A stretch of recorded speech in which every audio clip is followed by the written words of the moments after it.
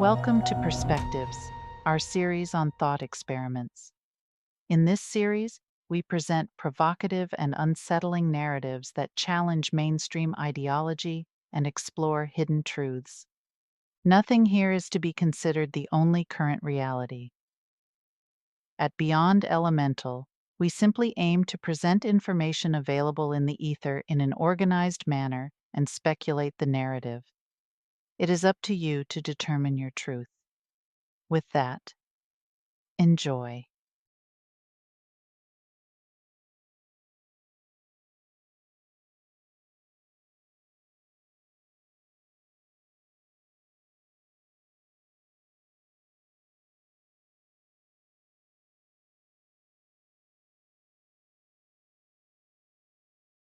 The soothsayer in William Shakespeare's play Julius Caesar, Act 1, Scene 2, said, "Beware the Ides of March."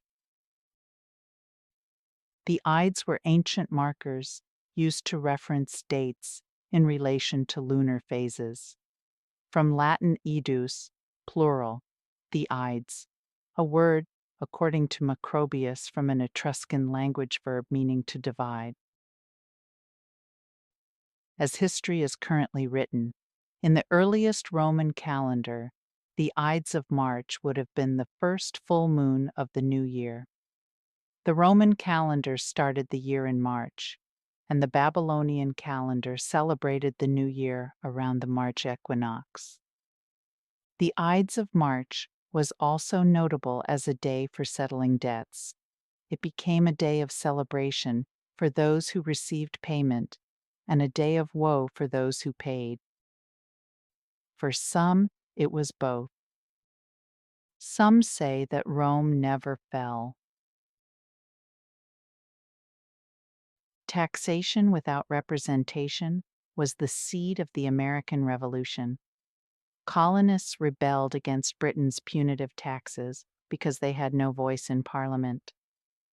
On July 4th, 1776, the Declaration of Independence severed ties with England. The Revolutionary War ended in 1783, and a new nation was born. On February 21st, 1787, Congress approved a constitutional convention to revise the Articles of Confederation, stating, "The Congress shall have the power to lay and collect taxes, duties, imposts, and excesses, to pay the debts and provide for the common defense and general welfare of the United States." On September 2nd, 1789, Congress established the Department of the Treasury and appointed Alexander Hamilton as the first secretary. In 1794, the first outright challenge to the U.S. government's revenue laws, when a federal court summoned 75 distillers in western Pennsylvania to appear in court and explain why they shouldn't be arrested for whiskey tax evasion. The Whiskey Rebellion set up a clash between citizens and federal officers. The federal government prevailed, but at a cost of $1.5 million to American taxpayers. To pay for the War of 1812, Congress passed new internal taxes on refined sugar, carriages, distillers and auction sales, and reinstated the Commissioner of the Revenue to collect them. On August 24, 1814, the British burned the Treasury building in Washington, D.C. On December 23, 1817, Congress repealed these and all remaining internal taxes and abolished the position of the Commissioner of the Revenue in all offices to collect them. Construction began on a new Treasury building in 1836. The first segment opened in 1842. The first personal income tax was imposed by Congress in 1861 to raise revenue for the Civil War. It should be noted here Congress repeals the tax in 1872, but the idea was brought back through the 16th Amendment. On July 1, 1862, President Lincoln signed the second revenue measure of the Civil War into law. This law levied internal taxes and established a permanent internal tax system. Congress established the Office of the Commissioner of Internal Revenue under the Department of the Treasury. On July 17, 1862, George S. Boutwell became its first commissioner. In its first year, 1863, the Office of the Commissioner of Internal Revenue collected $39.1 million. The Revenue Act of June 30, 1864, authorized the Commissioner of Internal Revenue to compromise all suits relating to internal revenue, to abate outstanding assessments, and to refund taxes subject to current regulations. In February 1867, the Secretary of the Treasury utilized a hydrometer to establish a uniform system to inspect and gauge alcoholic spirits subject to tax. Created March 1, the 1867 Revenue Act authorized the Secretary of the Treasury to adopt, procure, and prescribe these and other weighing and gauging instruments to prevent and detect fraud by spirit distillers. Representative, later President, James Garfield of Ohio spearheaded an effort to make tax information private.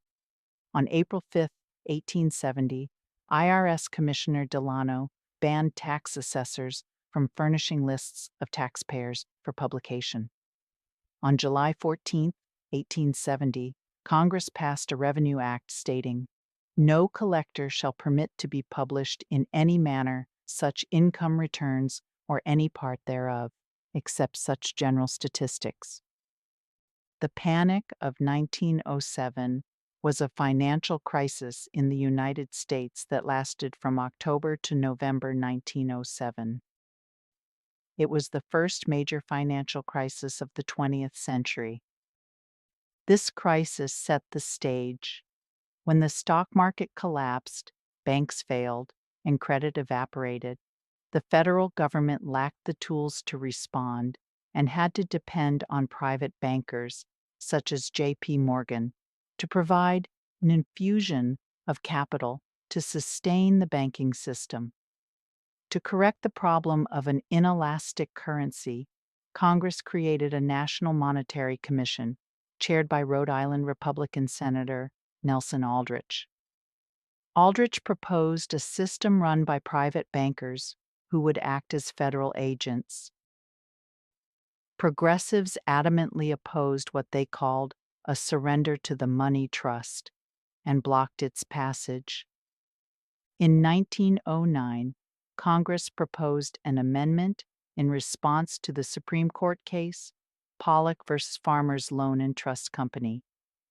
The landmark 1895 Supreme Court case had ruled the federal income tax unconstitutional. It established that income taxes on dividends, interest, and rents were direct taxes and had to be apportioned among states based on population. In 1912, Democrats won the White House and majorities in both houses of Congress. Even before his inauguration, President-elect Woodrow Wilson began encouraging congressional leaders to enact banking and currency reform. The 16th Amendment was ratified by the required number of states, with Wyoming becoming the 36th and final state needed to ratify it on February 3, 1913. Following the ratification, Democratic leaders agreed to attach an income tax provision to their tariff reduction bill, partly to make up for lost revenue and partly to shift the burden of funding the government towards high earners. In March 1913, the Democratic Senate created its first Banking and Currency Committee, chaired by Democratic Indiana Senator Robert D. Owen. Representative Carter Glass and Senator Robert L. Owen, both Democrats, introduced the Federal Reserve Act of 1913 to Congress. The House passed the bill on September 18th. Owen introduced a similar bill in the Senate, which passed on December 18th. A joint conference committee reconciled the differences between the House and the Senate, and both chambers approved the reconciled bill between December 22nd and 23rd. President Woodrow Wilson signed the bill into law on December 23rd at the end of calendar year 1913. The Federal Reserve Act of 1913 established a regional banking system to provide an elastic currency, supervise banking, and prevent a few large banks from controlling the majority of the nation's financial assets. On January 5, 1914, the Treasury Department unveiled the 4-page form, including instructions, for the new income tax, numbered 1040. In the first year, no money was to be returned with the forms. Instead, each taxpayer's calculations were verified by field agents who sent out bills on June 1st. Tax payments were due by June 30th. The first tax day was on March 1st, 1914. A few years later, tax day was moved to March 15th. In 1955, the deadline was pushed to April 15th, where it has remained ever since, unless it falls on a Saturday, Sunday, or a holiday, in which case it moves to the next business day. Some claim the Federal Reserve Act never actually passed Congress, that the Federal Reserve Act of December 23, 1913 passed illegally. The Constitution stipulates that both the House and the Senate must have at least half their members present, a quorum, to vote on any bill. The claim is the Senate voted on the Federal Reserve Act, known as the Currency Bill at the time, deviously in a late-night session when most of its members had gone home or had left town for the holiday. This was done to impose the will of a pro-banker minority on the objecting majority. Since no quorum was present, the claim is the Federal Reserve Act is not valid. What happened in 1912?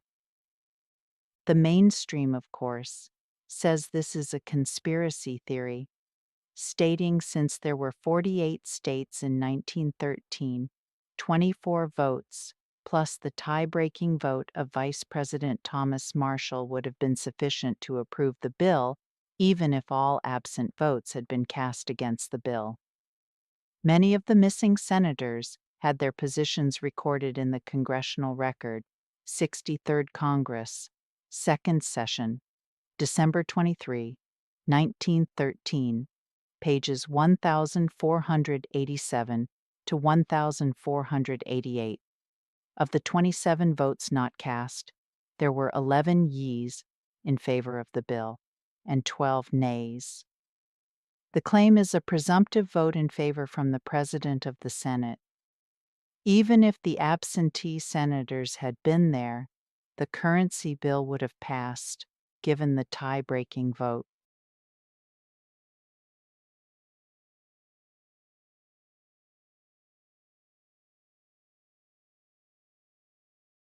History as it is currently written, in the works. Fraud vitiates everything. 1776 to 2026, a span of 250 years. The original 13 United States families became independent from England on July 4, 1776. It took only 11 years for that independence to be usurped. In February 1787, the virus set in. The infection started in September of the same year. Rome was a republic that became an empire. The United States was born a confederacy and grew into a bureaucracy. Stay tuned for a potential in this narrative with a very deep dive releasing soon. And subscribe and join any of our social sites to get notified of future cast premieres. Peace out.